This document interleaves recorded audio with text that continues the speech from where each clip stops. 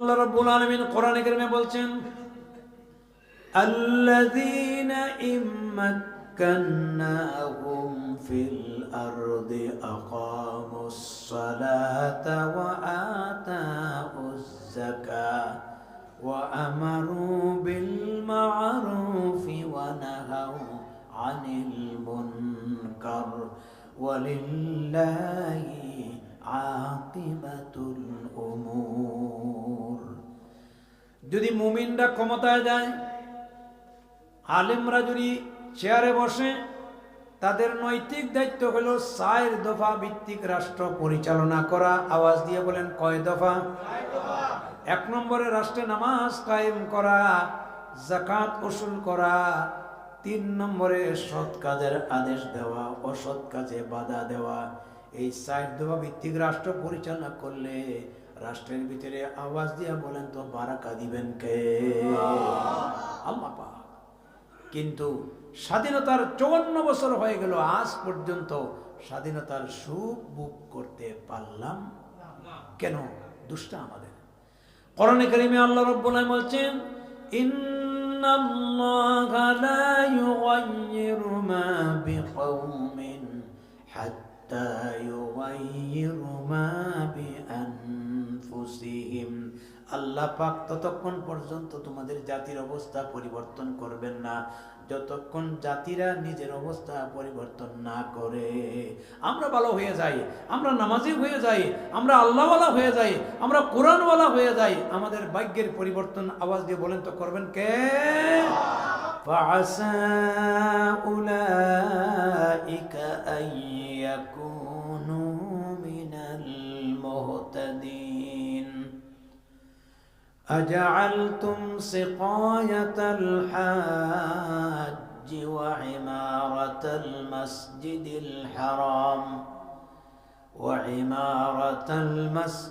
الحرام كمن آمن بالله واليوم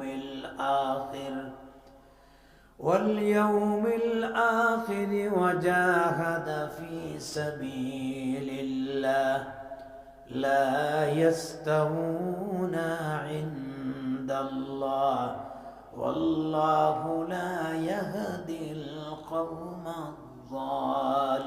الظالمين.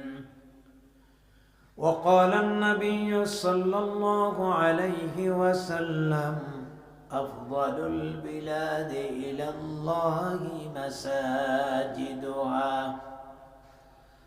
وقال تبارك وتعالى إن الله وملائكته يصلون على النبي يا أيها الذين آمنوا صلوا عليه وسلموا تسليما. اللهم صل على سيدنا مولانا محمد وعلى آل سيدنا مولانا। শ্রেষ্ঠতম রাসূল হয়ে এলে তুমি ধরা তলে, তাই তো ইহুদিরা করিল দুশ্মনী, দিনেরই দাওয়াত দিয়েছ বলে। আল্লাহুম্মা জোরে জোরে মাওলানা মুহাম্মদ ওয়া আলা আলি সাইয়্যিদিনা মাওলানা মুহাম্মদ। বালাগাল উলা বিকামালিহি কাশাফাত দুজা বিজামালিহি হাসনাত জামিউ খিসালিহি সাল্লু আলাইহি ওয়া আলিহি ये तेरी मेराज थी कि तू लौहा कलम तक पहुंचा, और ये भी मेरी मेराज है कि मैं तेरे कदम तक पहुंचा। बलगल उला बिकमालिही कशफत दुजा बिजमालिही हसनत जमीउ खिसालिही सल्लु अलैहि व आलिहि। ঐতিহ্যবাহী পূর্ব হাতলিয়া কেন্দ্রীয় পশ্চিম জামে মসজিদের উদ্যোগে আয়োজিত আজকের এই বিশাল মোবারক ওয়াজ মাহফিলের শেষ অধিবেশনের সম্মানিত সভাপতি হযরত মাওলানা সালেহ আহমদ সাহেব, দিগর হযরত ওলামায়ে কেরাম, এলাকার গণ্যমান্য মুরব্বিয়ানে কেরাম, দিনদার ইমানদার ভাইরা, পর্দানিশী মা বোনেরা, আল্লাহ রব্বুল আলামিনের দরবারে অন্তরের অন্তঃস্থল থেকে লাখ কোটি শুকরিয়া জানাই। বর্তমান চাঁদটা শাবানের চাঁদ, বরকতপূর্ণ চাঁদ, সামনে মাহে রমজানুল মুবারক। আল্লাহ পাক রমজানকে সামনে রেখে আজকের এই মুবারক জুমার দিনে এত সুন্দর আয়োজনে আল্লাহর কোরআনের কথা শোনার জন্য আমাদেরকে সমবেত হওয়ার তৌফিক দিলেন। সে আল্লাহ রাব্বুল আলামিনের দরবারে সবাই পড়ি আলহামদুলিল্লাহ।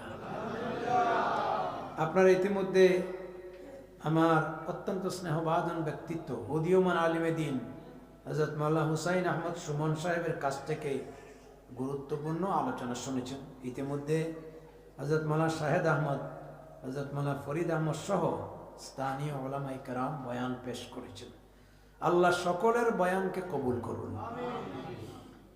আমার ভাইরা, পবিত্র কোরআনুল কারীমের সূরা আত-তাওবাহ 18 নম্বর এবং 19 নম্বর দুখান আয়াত তেলাওয়াত করছি। আমরা আশা করব কোরআন এবং সুন্নাহর দৃষ্টিতে মসজিদের কি ভূমিকা হতে পারে, মসজিদ পরিচালনা করার মধ্যে কি গুণাবলী থাকতে হবে, এই বিষয়গুলি আলোচনা করার চেষ্টা করব, বলেন ইনশাআল্লাহ। তবে যদি আমার কথা কারো বিরুদ্ধে চলে যায় আপনারা নারাজ হবেন নাকি? হাকিম উম্মত তানবী রাহমাতুল্লাহ আলাইহি বলতেন, ওয়াজ নসিহত এটি হচ্ছে রুহের খোরাক, আত্মার চিকিৎসা। স্বাস্থ্য অসুস্থ হলে যেমন ডাক্তারের কাছে যাই, ডাক্তার রোগ বুঝিয়ে ঔষধ দেয়, কোনো জায়গায় ইঞ্জেকশন দেয়, কোন জায়গায় অপারেশন করে। এখন রোগী যদি বলে যে আমার অপারেশনের দরকার নাই, ক্যান্সার বাড়বে, আর যদি কষ্ট করে এই পচা জায়গাটা কেটে ফেলে ভবিষ্যতে সুস্থতা হবে। ঠিক তেমনিভাবে আমাদের আধ্যাত্মিক রোগ যেগুলো আছে সমাজে, এই কথাগুলি বললে ইঞ্জেকশনের মতো লাগবে, অপারেশনের মতো লাগবে। যদি আপনি মনে করেন যে এই কথাগুলি আমার ফায়দা, তাহলে আলহামদুলিল্লাহ ফায়দা হবে, রুহের ফায়দা হবে। আর যদি মনে করেন আমার ফায়দা নাই, ডিলেট করে দিবেন। কিন্তু বাস্তবতার নিরিখে আমাকে কথা বলতেই হবে। আল্লাহ রাব্বুল আলামিন বলছেন, ইন্নামা ইয়ামুরু মাসাজিদাল্লাহি মান আমানা বিল্লাহ। নিঃসন্দেহে তারাই মসজিদ পরিচালনা করতে পারে, মেইনটেনেন্স করতে পারে, যারা আল্লাহর প্রতি বিশ্বাস স্থাপন করেছে, আখিরাতের প্রতি বিশ্বাস স্থাপন করেছে। ওয়া আকামাস সালাতা ওয়া আতাজ যাকাতা ওয়া লাম ইয়াখশা ইল্লাল্লাহ। নামাজ কায়েম করেছে, যাকাত আদায় করেছে, আল্লাহ ছাড়া কাউকে ভয় করে না, নির্ভয়ে একমাত্র আল্লাহকে ভয় করেছে। কাকে? আল্লাহ পাক বলছেন, ফাআসা উলাইকা আন ইয়াকুনু মিনাল মুহতাদিন। আশা করা যায় এই গুণ এবং কোয়ালিটি যাদের ভিতরে আছে, আল্লাহর পক্ষ থেকে তারা হেদায়েত প্রাপ্ত হবে। সুবহানাল্লাহ, জোরে বলেন। মসজিদ হচ্ছে হেদায়েতের কেন্দ্রবিন্দু। মসজিদের অর্থ হচ্ছে সিজদার স্থান। মসজিদে আমরা নামাজ পড়ি, সিজদা দেই, রুকু করি, কোরআন তেলাওয়াত করি, তাসবিহ তাহলিল করি, নওয়াফিল বন্দেগী করি, কিন্তু এই সমস্ত ইবাদত এবং আমলের ভিতরে সিজদাটা আল্লাহর কাছে কেন গ্রহণযোগ্য? নবী করিম সাল্লাল্লাহু আলাইহি ওয়াসাল্লাম বলেছেন, বান্দা বান্দি যখন আল্লাহরে সিজদা দেয় তখন সে একেবারে আল্লাহর নিকটে চলে যায়, মাঝখানে কোনো হিজাব থাকে না। কোরআনে কারীমে আল্লাহ রাব্বুল আলামিন বলছেন, ওয়াসজুদ ওয়াক্তারিব, সিজদা দাও আর কাছে আসো। এই জন্য আল্লাহর কাছে সবচেয়ে পছন্দনীয় কাজ হচ্ছে সিজদা। এই কপালটা আমরা একমাত্র আল্লাহ ছাড়া কারো কাছে ঠেকাই না, ঠিক কিনা? মক্কার মানুষেরা আল্লাহরে বাদ দিয়া দেবদেবতার দাসত্ব করত, গাছের কাছে সাহায্য চাইতো, রাত্রে চন্দ্রকে খোদা মনে করত, দিনের বেলায় সূর্যকে খোদা মনে করত। আল্লাহ রাব্বুল আলামিন তাদের জানাই দিলেন, লা তাসজুদু লিশ-শামসি ওয়ালা লিল-কমার, লা তাসজুদু লিশ-শামসি ওয়ালা লিল-কমার ওয়াসজুদু লিল্লাহিল্লাযী খালাকাহুন্না ইন কুনতুম ইয়্যাহু তা'বুদুন। চন্দ্রের সামনে মাথা নত করা যাবে না, সূর্যের সামনে সিজদা দেওয়া যাবে না, বরং সিজদা হবে, মাথা নত হবে একমাত্র তারই জন্য যিনি চন্দ্র, সূর্য, গ্রহ, নক্ষত্র সৃষ্টি করেছেন, ঠিক কিনা? চন্দ্রের মালিককে, সূর্যের মালিককে, গ্রহ নক্ষত্রের মালিককে। অতএব তারা যেহেতু আল্লাহর গোলামি করে, আমাদেরকেও ধর্ণা দিতে হবে একমাত্র তারই কাছে। আজকে বাংলাদেশে 3 লক্ষর উপরে মসজিদ, বলি আলহামদুলিল্লাহ। গত পরশুদিন সরকার মসজিদ ব্যবস্থাপনা রুলস চালু করেছেন, ইমাম, খাদিম, মুয়াজ্জিনদেরকে সম্মানিত করেছেন। এই প্রথমবারের মতো মুসলিম দেশে একটা কাজ হলো। আপনাদের মসজিদের আয় অনুযায়ী ইমাম, মুয়াজ্জিনদের বেতন দিবেন। সরকারিভাবে যারা আছেন তারা সর্বোচ্চ গ্রেড, যেটা আমি আছি 5ম নম্বর, সহকারী অধ্যাপকের স্কেল এবং পদ পাবেন। আর খতিব যারা হবেন তারা হচ্ছেন চুক্তিভিত্তিক।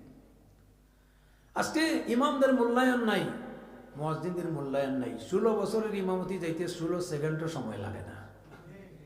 মিম্বরে ইমাম সাহেবরা নির্ভয়ে কথা বলতে পারেন না। সুদের বিরুদ্ধে, ঘুষের বিরুদ্ধে কথা বললে সহলে গাঠটি গুল, ঠিক কিনা? সবচেয়ে কম বেতনের চাকরি মসজিদের ইমাম। আবার অনেক জায়গায় ইমামতিরও যে দৈন্য দশা, এক জায়গায় ইমাম নিয়োগ নেওয়া হবে, মসজিদ কমিটি বলছে, ইমাম সাহেব এখানে ইমামতি করতে গেলে আপনাকে পরীক্ষা দিতে হবে। ইমাম সাহেব বললেন, দেন কি পরীক্ষা? বলছে, আচ্ছা বলেন তো এই মুহূর্তে কিয়ামতের সবচেয়ে বড় আলামত কোনটা? ইমাম সাহেব বলছেন, মসজিদ কমিটি। মসজিদ কমিটি বলার সঙ্গে সঙ্গে মসজিদ কর্তৃপক্ষ তো মাথা গরম, ইমোশনাল। কি বলেন আপনি এগুলা? বলে না, শুনেন, রাগ করিয়েন না। নবী করিম সাল্লাল্লাহু আলাইহি ওয়াসাল্লাম বলে গেছেন, শেষ জমানায় এমন এক যুগ আসবে জাহিলরা আলেমদের পরীক্ষা নেবে। আজকে সেই যুগ এসে গেছে, ঠিক কিনা বলেন? এই জন্য ভাইরা আমার, ইমাম সাহেবদের সম্মান দিবেন। আল ইমামু যামিনুন ওয়াল মুআজ্জিনু মুতামিনুন। ইমাম হচ্ছেন জিম্মাদার আর মুয়াজ্জিন হচ্ছেন আমানতদার। এদের পরিবার আছে, বাচ্চা কাচ্চা আছে, এদের সম্মান দিলে আলেমদেরকে সম্মান দেওয়া নায়েবে নবী। সুবহানাল্লাহ। তো আপনারা, আমি জানি সম্মান দেন, কিন্তু কোনো কোনো জায়গাতে এই দুরবস্থা থাকলে বড় খারাপ লাগে। মসজিদ যারা পরিচালনা করবেন তাদের ভিতরে 5টা গুণ থাকতে হবে। কয়টা? 1 নম্বরে ঈমান থাকতে হবে কার প্রতি? আল্লাহর প্রতি। বলতে পারেন, হুজুর ঈমান তো আছে। ঈমান আছে ঠিক, কিন্তু কি ধরনের ঈমান আছে আমরা তো জানি। গ্লাসের নিচে একটু পানি থাকলে ওটা দিয়ে যেমন গোসল করা যায় না, ওযু সারা যায় না, খুব ক্লান্তি তৃষ্ণার্ত ব্যক্তি পান করলে তৃষ্ণা নিবারণ হয় না। আমাদের ঈমান এইভাবে আছে, কিন্তু পর্যাপ্ত পরিমাণ না। এছাড়া অনেক মসজিদের মুতাওয়াল্লি, দায়িত্বশীল আছেন, তারা মসজিদে গিয়ে নামাজ পড়ে না। অথচ কোষাধ্যক্ষ মুতল্লি হওয়ার জন্য মারামারি, এরপরে কোর্ট পর্যন্ত গড়ায়।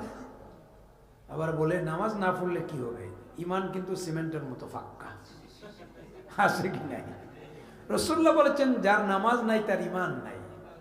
ইন্নাস সালাতা তানহা আনিল ফাহশাই ওয়াল মুনকার, নিঃসন্দেহে নামাজে মানুষকে অশ্লীলতা, বেহায়াপনা, মন্দ কর্ম, সোশ্যাল ক্রাইম থেকে মানুষকে রক্ষা করে। পৃথিবীতে যত আম্বিয়া আলাইহিমুস সালাতু ওয়াস সালাম এসেছেন সব নবীরা নামাজের দাওয়াত দিয়েছেন। আল্লাহর নবী বলেছেন তোমরা নামাজ কায়েম রাখো, যার নামাজ সঠিক তার আমল সঠিক। হযরত ওমর রাদিয়াল্লাহু তাআলা আনহু বলতেন আমার রাষ্ট্রের কর্মকর্তা কর্মচারীরা আমার কাছে গুরুত্বপূর্ণ ইবাদত হলো নামাজ। তোমরা যদি নামাজ ঠিকঠাক মতো আদায় করো, আশা করব তোমাদের দ্বারা রাষ্ট্রের সমাজে ভালো কাজ হবে, আল্লাহর বারাকা আসবে। আর নামাজ নাই, কোনো বারাকা নাই। আজকে রাষ্ট্রীয়ভাবে নামাজ আছে নাই। সৌদি আরব গেছেন তো, আরব আমিরাত, যদিও পূর্ণাঙ্গ ইসলামী আইন নাই, কিন্তু কয়েকটা জিনিস আছে, সেটা হচ্ছে নামাজ রাষ্ট্রীয়ভাবে কায়েম আছে।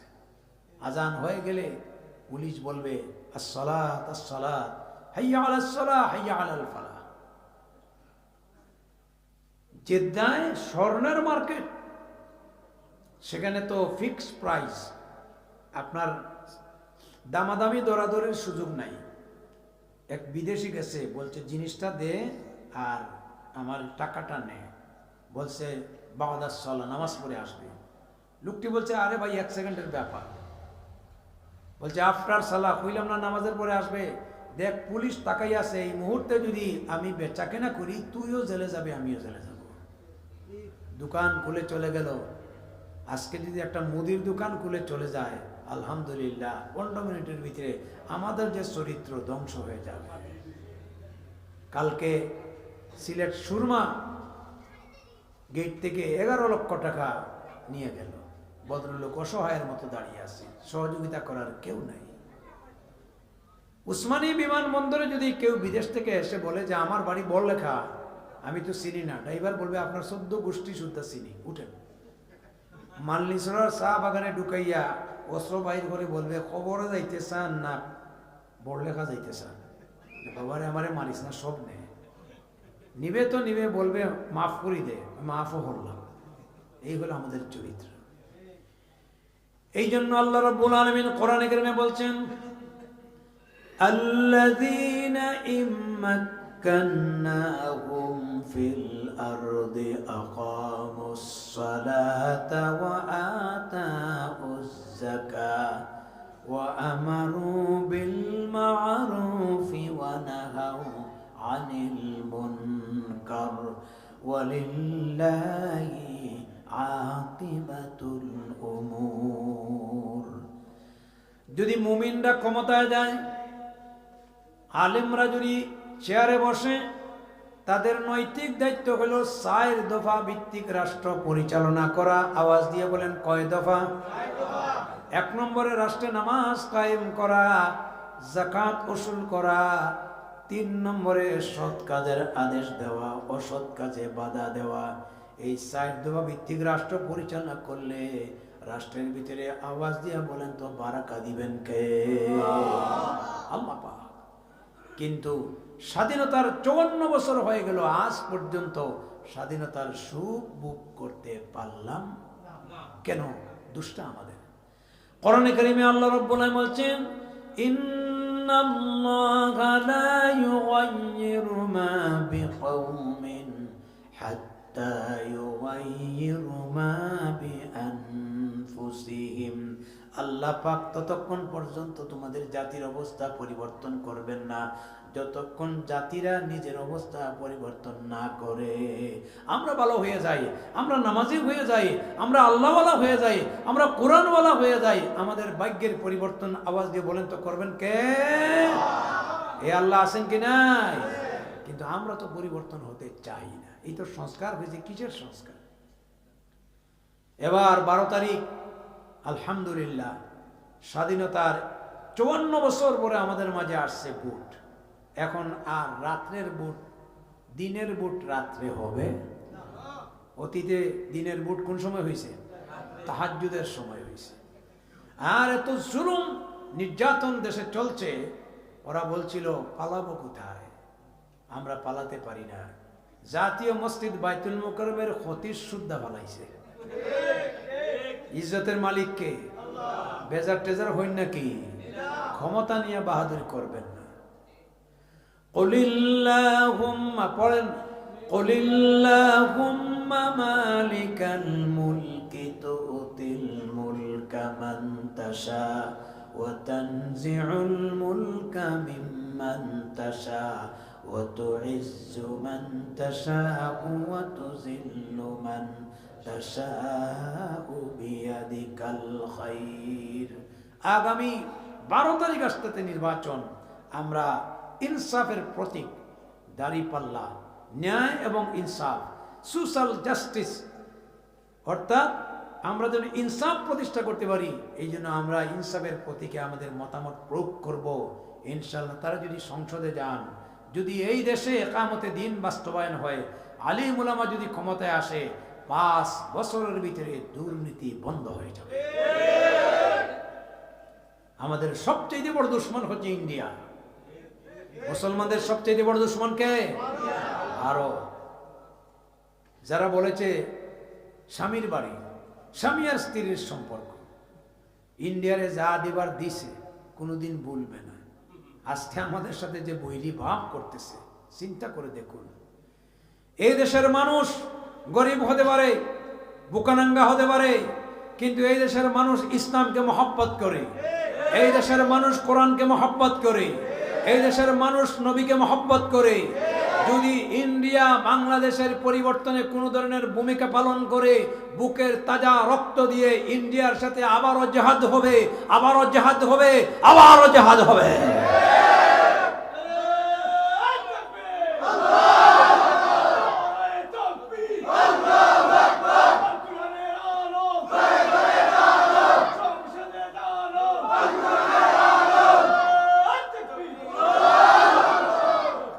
আল্লাহ পাক কবুল করুন।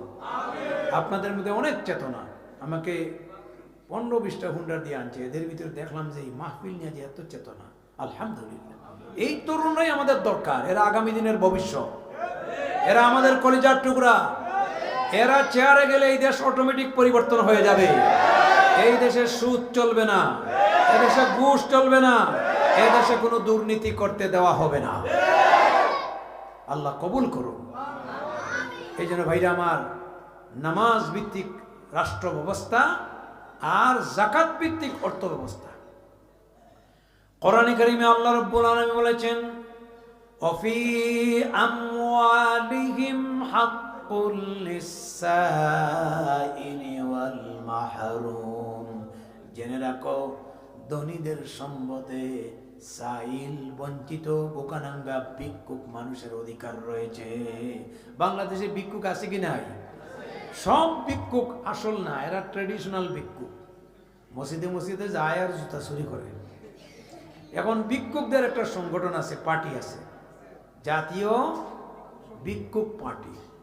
প্রেস কনফারেন্স করে বলেছে, এখন থেকে আর 1 টাকা 2 টাকা দিলে নেব না, 10 টাকার কম ভিক্ষা দেওয়া যাবে।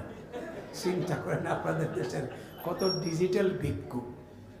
হ্যাঁ, আল্লাহর রাসূল মানুষকে কর্মমুখর করেছেন। আল ইয়াদুল উলিয়া খায়রুম মিন ইয়াদিস সুফলা। নিচের হাতের চাইতে উপরের হাত আল্লাহর কাছে দামি হাত, যে হাত হচ্ছে কর্মমুখর হাত। সুবহানাল্লাহি ওয়া বিহামদিহি। নামাজের পরেই বলছেন, ফাইজা কুদিয়াতিস সালাত ফান্তাশিরু ফিল আরদ ওয়াবতাগু মিন ফাদলিল্লাহ। নামাজ পড়ে আর বসে থাকো না, যাও আল্লাহর ফজল তালাশ করো, ইনকাম করো। আল্লাহ তাআলা ফরজ বিধানের পরের ফরজ তোমাদের উপরে দিয়েছেন হালাল রুজি রোজগার করা। হালাল রুজির ভিতরে 70% বরকত নিহিত রয়েছে, কিন্তু মাগিয়া মাগিয়া খাইতে আরাম লাগে। ঠিক কিনা বলেন আমার ভাইরা? নবী করিম সাল্লাল্লাহু আলাইহি সাল্লাম তারা নামাজ ভিত্তিক রাষ্ট্র ব্যবস্থা চালু করেছিলেন। তাদের নামাজটা কেমন ছিল? আল্লাহর নবী বলেছেন, সাল্লু কামা রাআইতুমুনি উসাল্লি।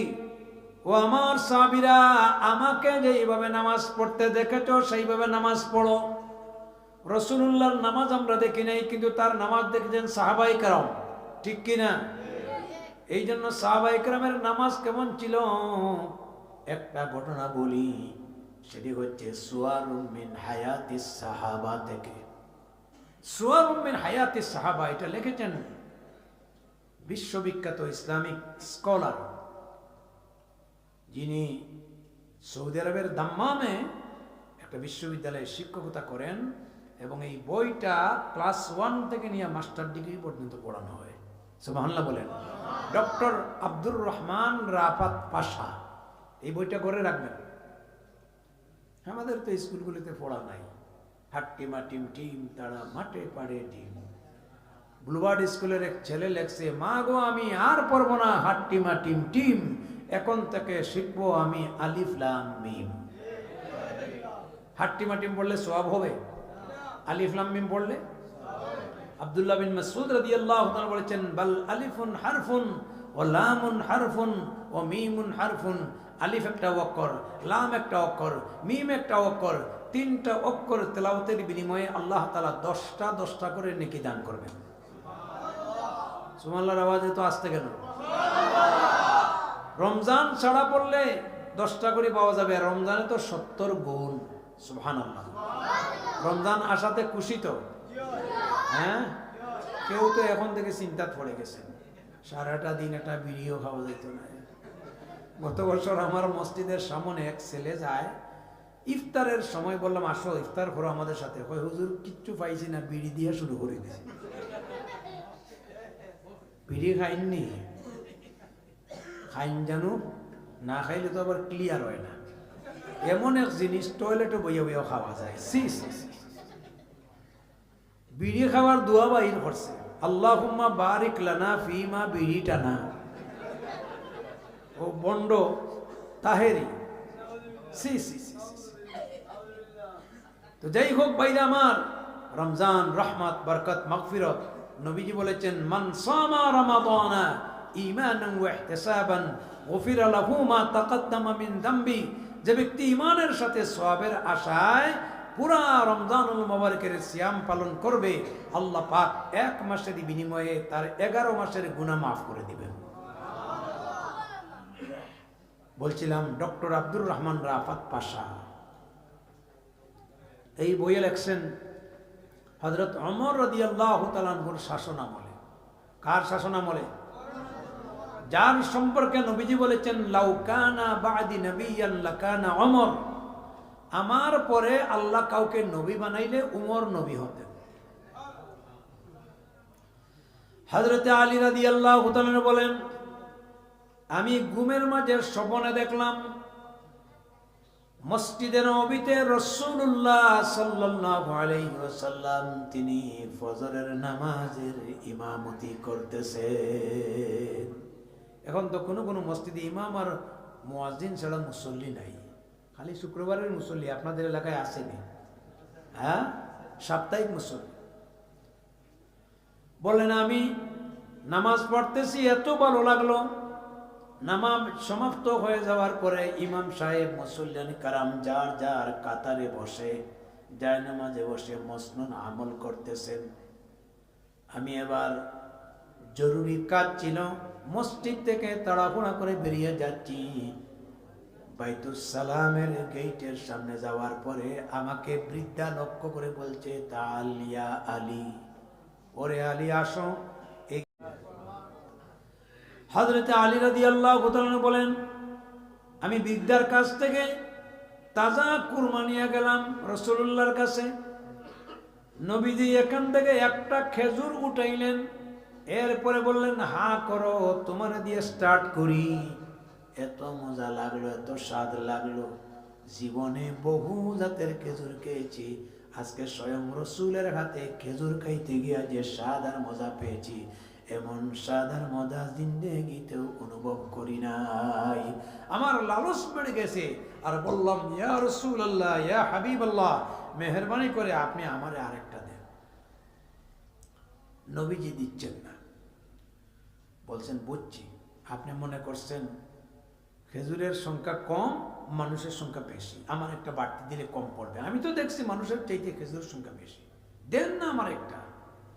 এই সময় তিনি শুনেন মসজিদে নববীতে মুয়াজ্জিন আজান দিয়া দিছে। ফজরের সময় মুয়াজ্জিন সাহেবের একটা বাড়তি কথা আছে কি নাই? আপনাদের মসজিদে হয়নি? আসসালাতু খায়রুম মিনান নাওম, আসসালাতু খায়রুম মিনান নাওম। ঘুম থেকে নামাজ ভালো। আমাদের তো নামাজ থেকে ঘুম ভালো। সারা রাত মোবাইল দেখে, ফেসবুক দেখে, এরপরে আরেকজনের কাছে মেসেজ দেয় আই লাভ ইউ। আর সকালবেলায় 11টা বাজানোর পরে উঠিয়া দেখে লঙ্গিও নাই, তুষকও নাই। ওইটা মুসলমানের ঘুম না শয়তানের ঘুম? রহ গায়া রুসমে আজা, রহ গায়া রুসমে আজা রূহে বিলালি না রহি, ফলসফা রহ গায়া লেকিন তলকিনে গজ্জালি না রহি। আল্লামা ইকবাল বলেন, আজও দুনিয়ার সব মসজিদে বিলালের আজানের ধারাবাহিকতা আছে, কিন্তু সেই আজানের মর্ম নাই। আজকের মুয়াজ্জিনে আজান দিলে মসজিদে আসে না। হযরতে বেলাল আজান দিলে শুধু মদিনার মানুষগুলির ঘুম ভাঙত না, যার আজানের জবাব দেওয়ার জন্য আল্লাহর ফেরেশতারা অপেক্ষায় থাকতো। বলেন সুবহানাল্লাহ। ফজরের সময় যার বাড়িতে মুরগা আছে আওয়াজ দেয়নি? কুকুরুকু। হাদিস শরীফে আছে লা তাসুব্বু দিকা, এরে গাইল দিও না, কারণ সে তোমার নামাজের সময় জাগিয়ে তোলে। বুঝছে? এক জায়গায় মাহফিলে গিয়েছিলাম, কয় হুজুর দেশি মুরগা জবাই করে আপনারা খাওয়াইছি, কারণ ফজরের সময় তার কুকুর জ্বালায় ঘুমাইতে পারি না। আমি হই আস্তাগফিরুল্লাহ। চিন্তা করছে, মোরগ খাওয়া তো না যাইজ না, কিন্তু আমারে খাওয়াইছে কোনটা যেটা ফজরের সময় ডিস্টার্ব দেয়। আপনারা ওইটা করবানি? সি সি সি। সাগর নদী আর পাহাড় বনে পাখিদের গুন গুন গুন জরনে। বলেন, সাগর নদী আর পাহাড় বনে পাখিদের গুন গুন গুন জরনে, ভেসে আসে ওই সুমধুর তান, চারিদিকে শুনি আল্লাহ মহান, আল্লাহ মহান। বলেন, আল্লাহ মহান, আল্লাহ মহান, আল্লাহ মহান, আল্লাহ মহান। এবার বললাম, তিনি বলেন যে আমার ঘুম ভাঙলো, কিন্তু আশ্চর্যজনক একটা বিষয় দেখলাম যে ঘুমের ভিতরে নবীজির হাতে যে খেজুরটা খাইছিলাম, স্মরণ আছে তো? ওই ঘুম থেকে সজাগ হওয়ার পরে মুখের ভিতরে দেখি খেজুরের তাজা ঘেরান আসতেছে, আর জিহ্বার ভিতরে দারুণ মিষ্টি লাগতেছে। বাড়িতে গিয়া বলিয়েন সুবহানাল্লাহ, আওয়াজ দিয়া জুড়ে বলেন। সিলেটে নাই, কিন্তু কাঁচা খেজুরের তো স্বাদ এখন মাঝে মাঝে আসে, খুব মজা। এরপরে তিনি বললেন, আমি তাড়াহুড়া করে ওযু করলাম, দৌড় দিলাম মসজিদে। গিয়া দেখি ইমাম হযরত ওমর রাদিয়াল্লাহু তাআলা আনহু নামাজে দাঁড়াই গেছে। ওজরের সময় তো লম্বা সূরা তাওয়ালে মুফাসসাল, ঠিক কিনা? আমাদের মসজিদগুলোতে যদি ইমাম সাহেব কেরাত লম্বা করে তো হইন ভাই গু গাই আর ইমাম আউগায় না, এনরে বদলাও। আর নাই নামাজে দাঁড়াইয়া গলা খাখায়, বাসাত নিয়ে ইমাম সাহেব নামাজে তো আমরা ঘুমাই যাই, এরা শর্টকাট করুন যেন। সি সি সি, ইমাম সাহেবের ডিরেকশন দেওয়া তার বাফর অধিকার নাই। হযরতে আলী রাদিয়াল্লাহু তাআলা বলেন, আমি দৌড় দিলাম মসজিদ নববীতে। ওমর রাদিয়াল্লাহু তাআলা ফজরের নামাজ পড়াচ্ছেন, তাওয়ালে মুফাসসাল লম্বা কিরাত দিয়ে তার পিছনে নামাজ পড়লাম। ধীরে স্থিরে রুকু সিজদা দিলাম, এত ভালো লাগলো, এত সুন্দর লাগলো। নামাজ শেষ হওয়ার পরে ইমাম মুসল্লিনে কেরাম যার যার মুসল্লায় বসে মসনুন আমল করছেন। আমারে রাত্রের স্বপনে ঘুমাইতে দেয় না, বারবার উকি দেয়। এবার আমি বাইতুস সালামের দরওয়াজা দিয়া বের হইয়া দেখি রাত্রে যে নারী আমারে ডাক দিয়েছিল ওই বৃদ্ধা আমার জন্য অপেক্ষায় আছে। সুবহানাল্লাহ। আর বলছে ওইটা নিয়ে যাও, এটা আমার বাগানের তাজা খেজুর, ইমাম সাহেবরা দাও। তিনি নিজে যেন খান, মুসল্লিয়ানি কারামদের খান। হযরত ওমর রাদিয়াল্লাহু তাআলার হাতে দেওয়া হলো। ওমর বললেন, তোমার দিয়া স্টার্ট, হা করো, তোমার মুখে দেই। তিনি বললেন, মদিনায় 200-250 জাতের খেজুর আছে, জীবনে বহু জাতের খেজুর খাইছি, কিন্তু আজকে আমিরুল মুমিনিনের হাতে খেজুর খাইতে গিয়া যে মজার স্বাদ পেয়েছি, এমন স্বাদ আর মজা জিন্দেগিতেও আমি কোনোদিন অনুভব করতে পারি নাই। আমার এত স্বাদ লাগছে, টেস্ট লাগছে। বললাম, জিদিনি ইয়া ওমর তামরাতান উখরা, ও ওমর দয়া করে তুমি আমারে আরেকটা খেজুর দাও। জিব্বা এটা এমন এক লালচি জিনিস, যেটা দিবেন মজা লাগেনি না? না লাগে না? দার্শনিক ইমাম গাজ্জালি রাহমাতুল্লাহ আলাইহি বলেছেন, আল্লাহ পাক মানুষের জিহ্বার ভিতরে প্রায় 9000-এর উপরে আস্বাদন স্তর, ইংরেজিতে বলে টেস্টি সেল দিছেন। আপনি মিষ্টি খান, বিভিন্ন জাতের মিষ্টি, টক, ঝাল, কষা, এক এক ফলের এক এক স্বাদ, এক এক মাংসের এক এক স্বাদ। এই হাজারো হাজারো স্বাদ অনুভূতি অর্থাৎ টেস্টি সেল একটা মানুষের জিহ্বার ভিতরে দান করেছেন। এইটা খায় আর খাইয়া আল্লাহরে অস্বীকার করে, দেয়ার ইজ নো গড। হায় রে কপাল পোড়া। কোরআনে কারিমে আল্লাহ পাক বলছেন, আলাম নাজআল লাহু আইনাইনি ওয়া লিসানান ওয়া শাফাতাইন ওয়া হাদাইনাহুন নাজদাইন। ও আমার বান্দা, আমি তোরে কি দুটা ঠোঁটের একখানা জিহ্বা, দুটা চোখ দেই নাই? আওয়াজ দিয়ে বলেন তো, জিহ্বার মালিককে? ঠোঁটের মালিককে? চোখের মালিককে? আল্লাহ পাক বলেন, কাইফা তাকফুরুনা বিল্লাহি ওয়া কুনতুম আমওয়াতান ফাআহইয়াকুম সুম্মা ইউমীতুকুম সুম্মা ইউহয়ীকুম সুম্মা ইলাইহি তুরজাউন। সুবহানাল্লাহ। কি মজার কোরআন শরীফ! আল্লাহু আকবার। হায় রে হায়! বিশ্বনন্দিত মুফাসসিরে কোরআন আল্লামা দেলওয়ার হোসেন সাঈদী রাহিমাহুল্লাহ, নওয়ারাল্লাহু মারকাদাহু ওয়া জাআলাল জান্নাতা মাসওয়াহু। আল্লাহ তার কবরটারে জান্নাতের বাগান বানাই দাও। কি মজার কোরআনে কারীম তেলাওয়াত করতেন, তরজমা তাফসীর নাও বুঝলে মানুষ হৃদয়ঙ্গম করত, ঠিক কিনা? আজ সাইদি শাহ আমাদের মাঝে নাই। এই জালিমগুলি সূক্ষ্ম ষড়যন্ত্রের মাধ্যমে তাকে হত্যা করেছে। নিজামী সাহেবের গলায় দড়ি লাগিয়েছে, কামরুজ্জামানের গলায় দড়ি লাগিয়েছে। ওরা তো মনে করেছে এদেরকে হত্যা করলে কেল্লা ফতে, কিন্তু জেনে রাখতে হবে জালিমরা তোমরা পলায়ন করেছো, এদের রক্তের বিনিময়ে বাংলাদেশে ইসলামী হুকুমত কায়েম হবেই হবে ইনশাআল্লাহ। কোন একদিন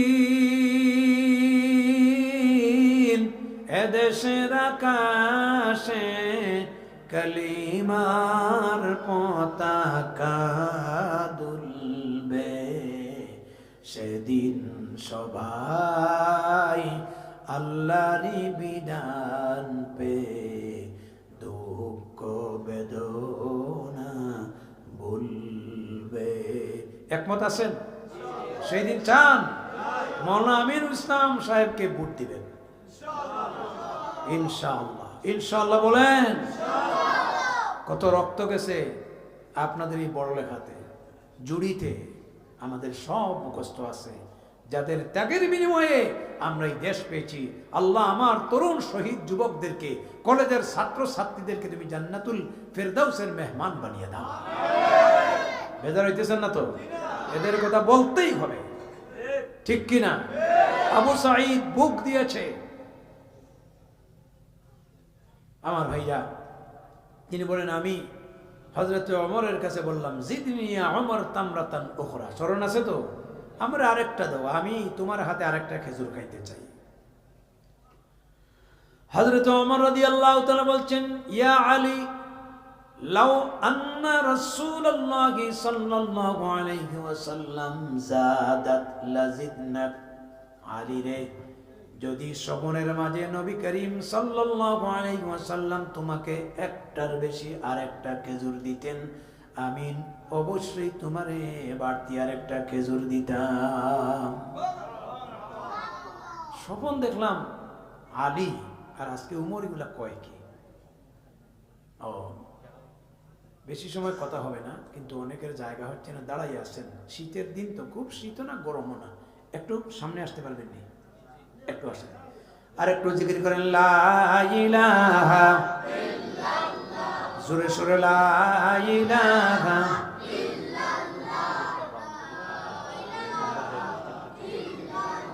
সুবহানাল্লাহ আলহামদুলিল্লাহ লা ইলাহা। বিপুল সংখ্যক ভাইরা মসজিদের বাইরে, এদেরকে জায়গা দেন, সিঁড়ির ব্যবস্থা আছে। লা ইলাহা সুবহানাল্লাহ আলহামদুলিল্লাহ লা ইলাহা নেই কেহ নেই আল্লাহ ছাড়া, লা ইলাহা ইল্লাল্লাহ সুবহানাল্লাহ আলহামদুলিল্লাহ লা ইলাহা লা ইলাহা ইল্লাল্লাহ মুহাম্মাদুর রাসূলুল্লাহ। পড়েন সাল্লাল্লাহু আলাইহি ওয়াসাল্লাম। এই যে গেঞ্জামের মধ্যে একটা মজা আছে, এটার মধ্যে একটা স্বাদ আছে, ঠিক কি না? দেখেন আবার খেয়ারও ফোগাটে হাত ঢুকাইয়া না, সার্থক সুন্দর হচ্ছে বসেন। আমার পকেট থেকে 28,000 টাকার মোবাইল নিয়ে গেছে, এখন চেইন লাগাইছে। দর্জিও কয়, হুজুর আপনারও পাঞ্জাবির পকেট তো এখন সুরো লাগে, কথা বুঝছে। আমার ভাইরা, তিনি বললেন, ইয়া ওমর আহিয়া রুয়া রুয়াইতাহা আম হিয়া গায়ব। ওরে ওমর, স্বপ্ন দেখলাম আমি, আর তুমি এই সমস্ত কথা কি বলো, নাকি আমার মতো স্বপ্ন দেখছো? হযরত ওমর রাদিয়াল্লাহু তাআলা বলছেন, ওয়াল্লাহি মা হিয়া রুইয়া ওয়ালা হিয়া গায়ব। আলী রে, আল্লাহর কসম করে বলছি, এটা কোনো স্বপ্ন নয়, এটা কোনো গায়ব নয়।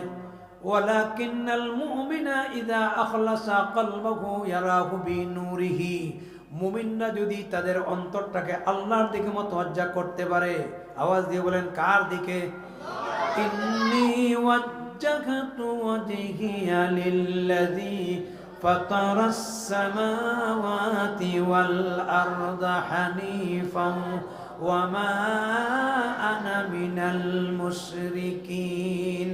আল্লাহ পাক মুমিনের অন্তরের ভিতরে এমন একটা পাওয়ার দেন, এমন একটা শক্তি দেন, এমন একটা লাইট দেন, যেই পাওয়ারের সাহায্যে দুনিয়ার অনেক কিছুর খবর নেওয়া তাদের জন্য সহজ হয়ে যেতে পারে। সুবহানাল্লাহ।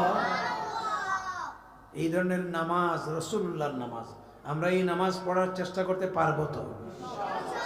আল্লাহ আমার মা বোনদের সহ আমাদের ভাই বোনদেরকে তুমি কবুল করো।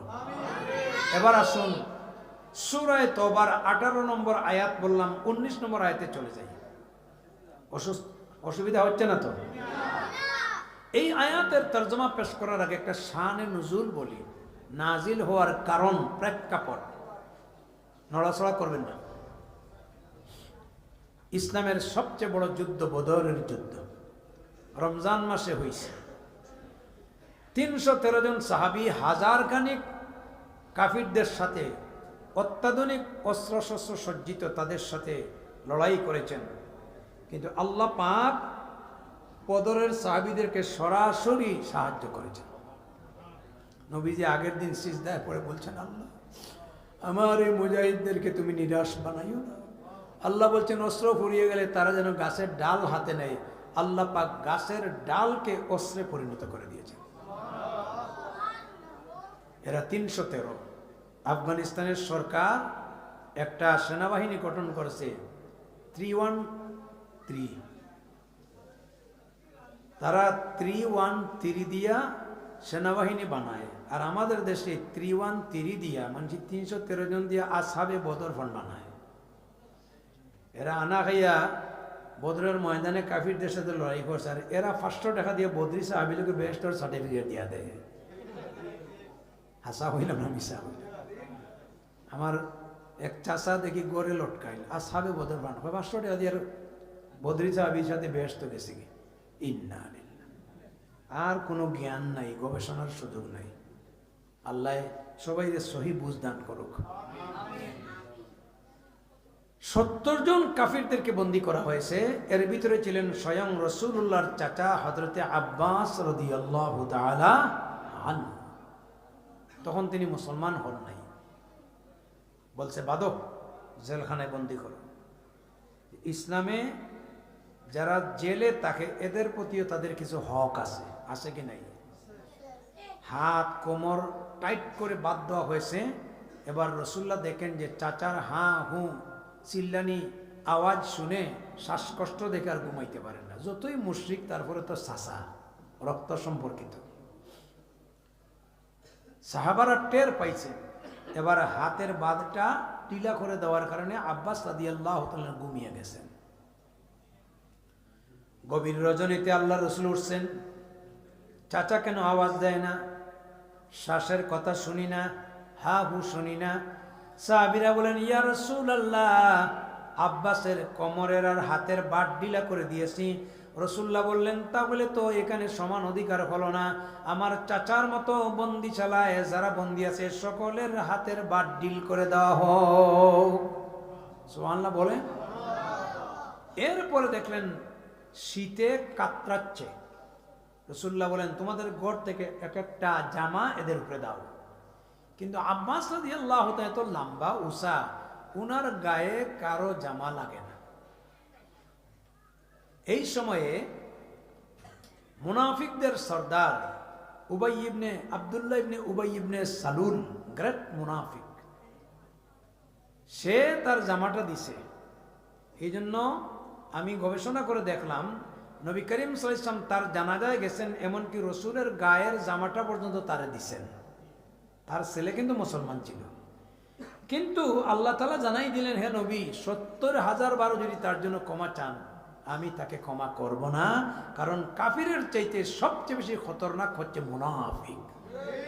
আজও বাংলাদেশে যত মুনাফিক মার্কা মৌলবীরা আছে, এত ফতোয়াবাজি, হায় হায়। হ্যাঁ, আলী আহমদ উসামা আল্লাহর দিনের পথে আসছে, যার ভালো লাগছে তার পথে, তারে ফতোয়া দিয়ে তার 14 গোষ্ঠী শুদ্ধা শেষ। সব মাহফিল বন্ধ, এখন মাহফিলের অভাব নাই, আলহামদুলিল্লাহ বলেন।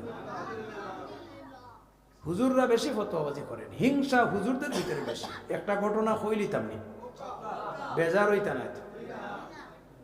আমি কিন্তু মেড ইন সিলেট, মাঝে মাঝে সিলেটে কথা কই। একবার সুলাইমান আলাইহিস সালাতু ওয়াস সালাম যাচ্ছেন রাস্তা দিয়া, মিস্টার ইবলিসের সাক্ষাৎ পাইলেন। আর তার কাছে দেখলেন 3টা গাট্টি। জিজ্ঞাসা করলেন তুই কই যাস রে, সিল্লাত যাস না কিনা? কিছু মানুষ গাট্টি নিয়ে সিল্লা যায় না নি। হ্যাঁ, আমার এক এলাকা তাবলীগ জামাত গেছে, ভালো মানুষ, ভালো কাজ করে। এক মুরব্বী বলতেছে তোমরা কই যাও? বলে আল্লাহর রাস্তা। বলে এটা অনন্তপুরের রাস্তা। তো বলছে এই সিল্লাত যাই না, গাট্টির মধ্যে 3টা মূল্যবান জিনিস আছে, বাজারেও যাইলাম বিক্রি করার জন্য। বলে কোন 3টা জিনিস? বলছে 1 নম্বরে হচ্ছে এটার মধ্যে আছে কৃপণতা, বকুল। বলে এটাও বিক্রি হয়? বলে চড়া দামে বিক্রি হয়। কে কিনে? বলে এটা ধনীরা কিনে, এই জন্য বেশিরভাগ ধনীরা কৃপণ থাকে। কথা হাসানা মিশা? আল গিনাউ গিনান নফস, যার মন ধনী সে বড় ধনী, যার আত্মা বড়, মনটারে বড় রাখবেন। ও মিম্মা রাযাকনাহুম ইনফিকুন, আল্লাহর রাস্তায় দান দিবেন, দিবেন খাওয়ার মাল আল্লাহ আপনারে দিবেন। ইয়া বনি আদম আনফিক উনফিক ইলাইক, এ বনি আদম আমার রাস্তায় খরচ করো, আমি তোমাদের দিব। ওই যে চট্টগ্রামে টানেল আছে না, এক পথ দিয়ে ঢুকে আরেক পথ দিয়ে বের হয়, সমুদ্রের নিচ দিয়ে যেইভাবে এক পথ খোলা থাকে আরেক পথ দিয়ে বের হয়, আপনি এক পথ দিয়ে দিবেন আরেক পথ দিয়ে পাইবেন। বিশ্বাস আছে কিনা? আচ্ছা, দুই নম্বরে কি জিনিস রে? কয় 2 নম্বরে জুলুম আছে। 2 নম্বর গাট্টির ভিতরে কি আছে? ঘুমাই গেছেন মনে হয়। দেখি হাত উঠাও কা, খেরা খেরা ঘুমাইছে। ইন্না লিল্লাহি হল ঘুমাইছে, কথা বুঝছে না। ঘুমাইছেন না খারা, হাত উঠান। নারে তাকবীর, আল কোরআনের আলো, আল হাদিসের আলো, সংসদে জালো, নারে তাকবীর। আর ঘুমের আলতা আলতা বাপ থাকলেও চলে যাইব, ঠিক কি না? আচ্ছা, এগুলা খারা কিনে? কয় এগুলা রাজা বাদশারা কিনবে। কয় বুঝছি, তবে জুলুম করিয়া ফেরাউনও বাঁচতে পারে নাই, নমরুদও বাঁচতে পারে নাই। যেই দিন দৌড়বে আল্লাহ, ইন্না বাদশা রব্বিকা লাশাদীদ, একেবারে বাইতুল মুকাররমের খতিব সহ ফালাবে। 3 নম্বর কি আছে? কয় হিংসা আছে। কয় এটাও বিক্রি হয়? বলে হ্যাঁ, এটা আরো বেশি চৌড়া দামে। বলে এটা খারা কিনে? কয় এটা হুজুরেরা। তাহলে আমাদের হুজুরদের মধ্যে অপরাধ আছে কি নাই? খালি ফতোয়াবাজি। ফতোয়া দেওয়া এত কঠিন জিনিস, এটা মুফতিদের দরকার, ইসলামিক স্কলার। আমি 1 বছর পটিয়ে পড়িয়ে ফতোয়াতে চলে আসছি, মুফতি লাগাইতে পারি নাই। কিন্তু এখন সবাই ফতোয়া দেয়। এই কাজগুলি করবেন না। এগুলার দায়িত্ব করছে সূক্ষ্ম জ্ঞানে এবং মুফতি, যিনি আপনার বড় বড় মাদ্রাসায় ইফতা পড়ান। তো আমার ভাইরা, আমি বলছিলাম যে আসলে হিংসা বিদ্বেষ বাদ দিতে হবে। পারবো তো ইনশাআল্লাহ? পুরুষের মধ্যে হিংসা আছে, মহিলাদের মধ্যে নাই। ও 2-4 জন একসাথে যদি চুল বাসাত বয়, বয় গো বয়, ও বাড়ির লাগাবাইছে এখন কথা কইসলা, কইসাম কান্দে খেউরে কইতাম নাই, আমি কিন্তু তোমারে কইলাম। এ আবার খেউরে কর না, আজ তো বেটিন বেজার হইবা।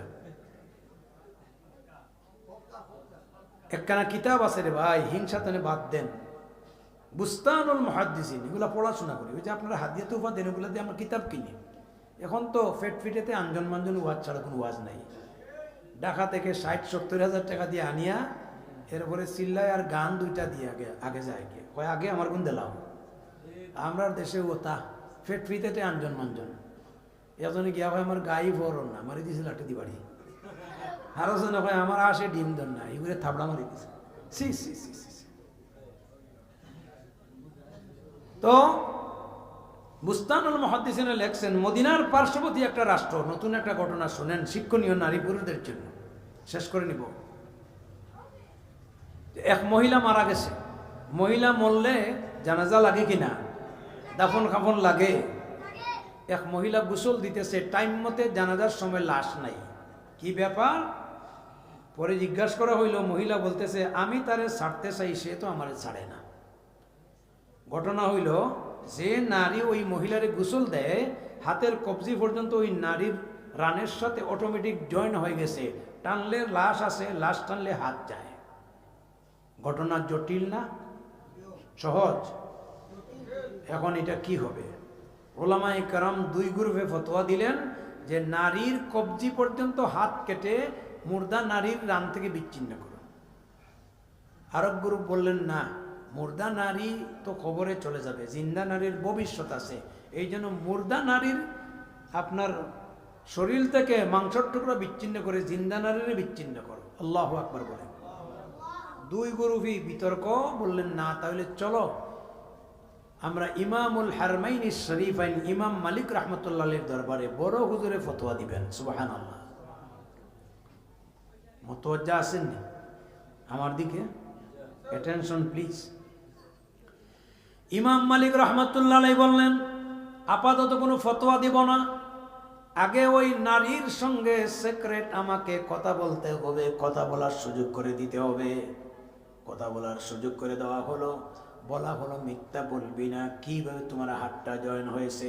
বলে হুজুর, এই মহিলা সম্পর্কে বাজে একটা মন্তব্য করছিলাম, এই সময়ে অটোমেটিক হাত জয়েন হয়ে গেছে। বলে তার ব্যাপারে মন্তব্য করছো, 4টা সাক্ষ্য দিতে পারবে? বলে না। তাহলে কেন চুগুলগুলি করলে? বলে আমার মনের ভিতরে এই নারীর ব্যাপারে হিংসা ছিল, কিন্তু নারী ছিল আল্লাহওয়ালা, সতী সাদী, সালেহা, আলেমা এবং কোরআনওয়ালা। সুবহানাল্লাহ। হযরত ইমাম মালিক রাহমাতুল্লাহ আলাইহি বললেন, তাহলে এবার শোনো, অবশ্যই সমাধান আছে। সমাধানটা হলো আল্লাহ রাব্বুল আলামিন কোরআনে কারীমে সূরা নূরে বলছেন, ওয়াল্লাযীনা ইয়ারমুনাল মুহসানাতি সুম্মা লাম ইয়াতু বিআরবাআতি শুহাদা ফাজলিদুহুম সামানিনা জালদা। এটা ইসলামিক ল। যদি কোনো সতীসাধী নারীর উপরে অপবাদ দেয় আর 60 জন সাক্ষ্য দিতে পারে না, আল্লাহর অর্ডার হচ্ছে নারী হোক পুরুষ হোক অপবাদকারিনী এর উপরে 80টা বেত্রাঘাত করো। সুবহানাল্লাহ বলেন। এই আইনটা কে দিয়েছেন? এই লটা কে দিয়েছেন? আজকে যদি জাতীয় মসজিদ বাইতুল মুকররমে একটা সুরের হাত কাটা হইতো, সব সুরগুলি সংশোধন হয়ে যেত। কিন্তু আইনের কথা হইলে হইব মানবাধিকার লঙ্ঘন, আর ক্রস ফায়ার করে তখন মানবাধিকার লঙ্ঘন হয় না। যত মানবাধিকার ইসলামের বিরুদ্ধে, কোরআনের বিরুদ্ধে, অথচ কোরআন যেইভাবে মানবাধিকার রক্ষা করেছে পৃথিবীতে আর কারো অধিকার রক্ষা করে নাই। কোরআন বলেছে ওমান আহিয়াহা ফাকান্নামা আহিয়ান নাস জামিআ, যেই ব্যক্তি একটি প্রাণ রক্ষা করলো সে যেন গোটা জগৎকে রক্ষা করলো। সুবহানাল্লাহ কইতা না?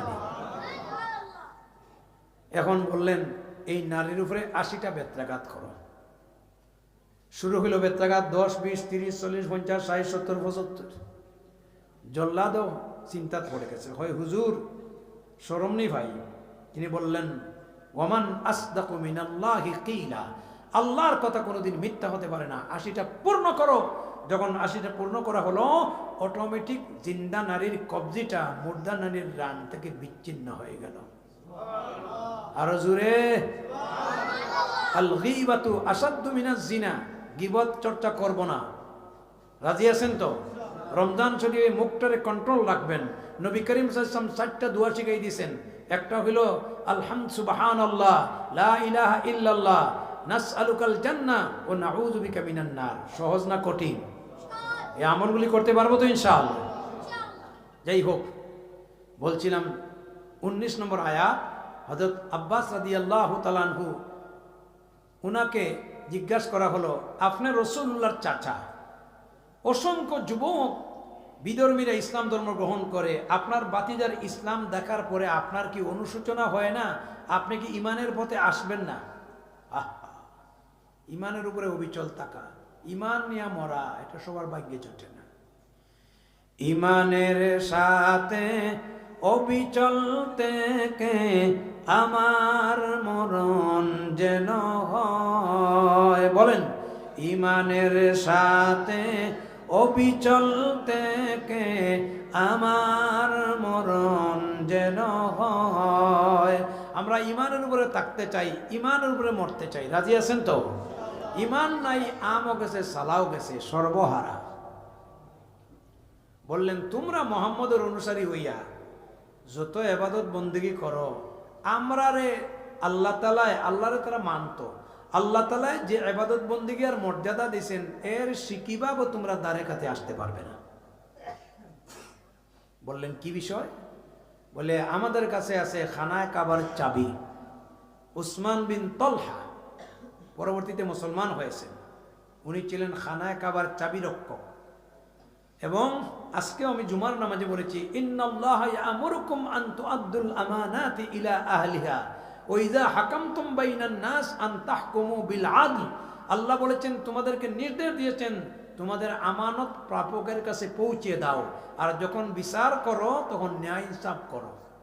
রাসূলুল্লাহ সাল্লাল্লাহু আলাইহি ওয়াসাল্লাম মসজিদে বাইতুল্লাহ শরীফে যখন আপনার ফতেহ মক্কার সময় ঢুকলেন, সবার উদ্দেশ্য ছিল সাবিল আখির ওয়াজাহাদা ফি সাবিলিল্লাহ লা ইয়াস্তাউনা ইনদাল্লাহ ওয়াল্লাহু লা ইয়াহদিল কওমাজ জালিমিন। সুবহানাল্লাহ।